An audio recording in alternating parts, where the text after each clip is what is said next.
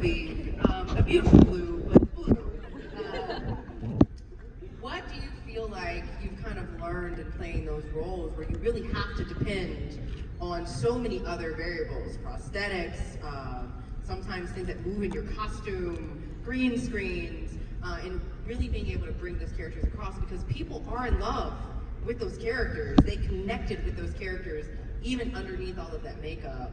Or did you just like, well, we gotta do this, it's great?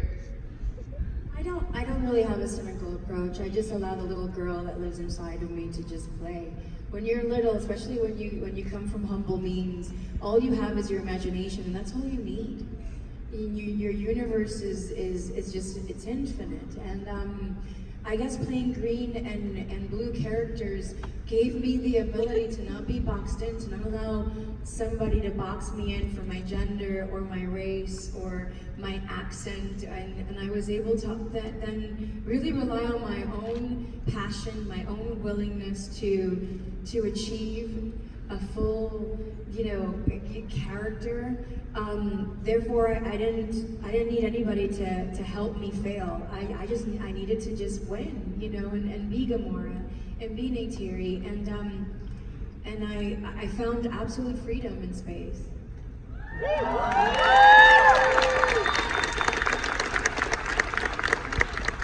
I don't even know how to follow up. We're done with the panel, guys.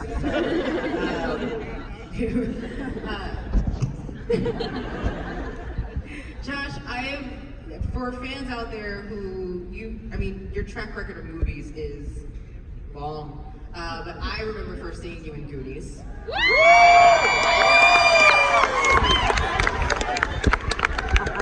That was only a couple of years ago. It just came out about 5 or 6 years ago. You're right.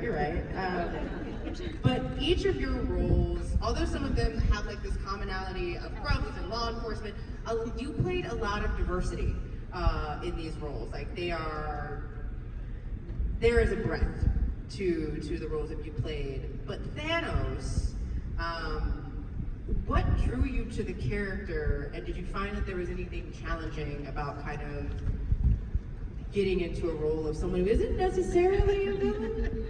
Isn't necessarily a good But I person? think that comes afterwards. I think after you play it, you go into it, at least for me in this, you go into it, it's the villain. I mean, when I first said yes to this, I was doing Everest in London, and I had said no to a few of those bigger films, and I just didn't see myself in that at that moment. I was focused on other things.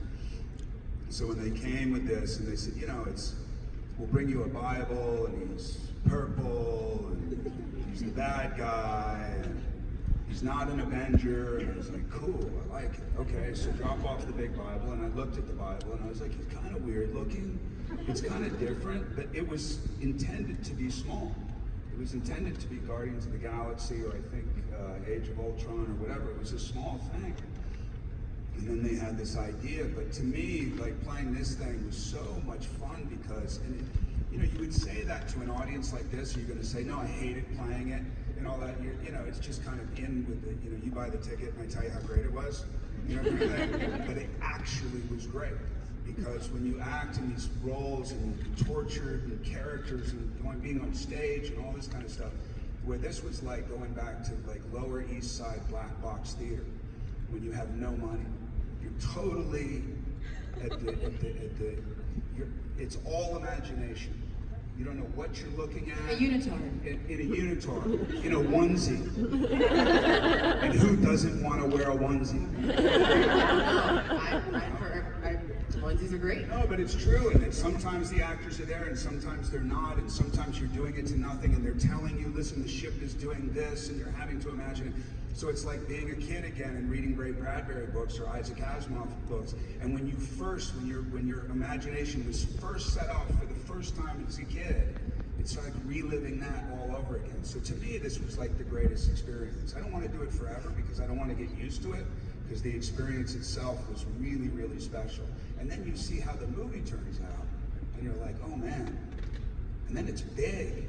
And then you go, oh man. And then other people show up and you go, oh man. This is good.